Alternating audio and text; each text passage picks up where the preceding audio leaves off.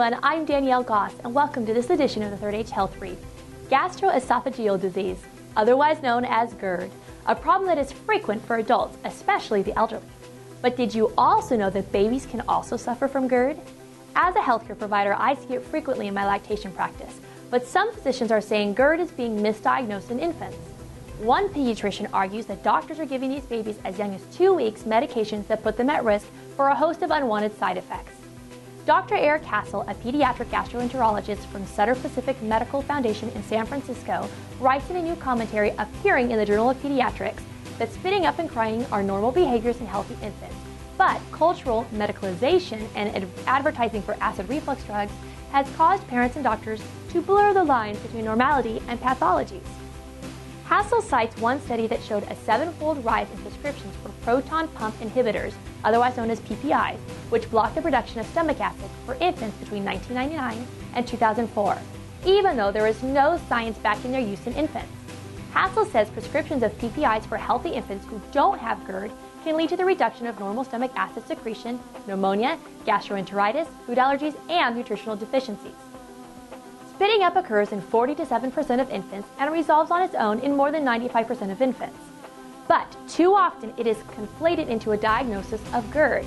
In addition, increased crying in the first 3 to 5 months is normal, and in rare cases, an issue such as the milk allergy may be the cause. Dr. Hassel states that everyone needs to understand that these symptoms and signs are just life, not a disease, and as such do not warrant drug therapy. In my practice, I do see babies frequently showing signs of acid reflux. Some of these symptoms are arching at the breast, spitting, vomiting of more than 20 times a day, chronic nasal congestion, refusing to eat, performing nursing strikes, or worse, losing weight despite frequent feeding. I would agree that Dr. Hassel that spitting up and fussiness is part of normal newborn behavior. Babies, especially formula-fed babies, will vomit due to too much food.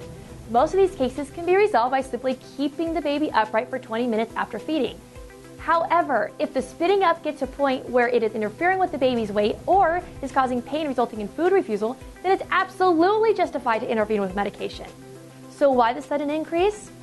My opinion is that we need to look at the family history. Is the mother breastfeeding or bottle feeding? And we need to look at the birth story. Did we allow the baby enough time to develop? With the increase of inductions of labor and scheduled cesareans, babies are being born before they are ready, which scientific evidence has proven can result in feeding difficulties. A baby born before 39 weeks gestation is going to have a more difficult time eating because their reflexes are not fully developed. Is this a cause for an increase in GERD? Possibly, but more research would need to be done. I will be the first to state that medication should be a last resort, but it also should not be completely ruled out either. The parents need to be advocates for their child, and the doctors need to perform thorough examinations to determine if in fact the child has GERD, maybe even consulting specialists in the field. Once the true cause is determined, then moving forward, a proper plan that is best for the baby should be put in place. Well, that's going to do it for this edition of the Third Age Health Brief. I'm Danielle Goss. Thanks for watching.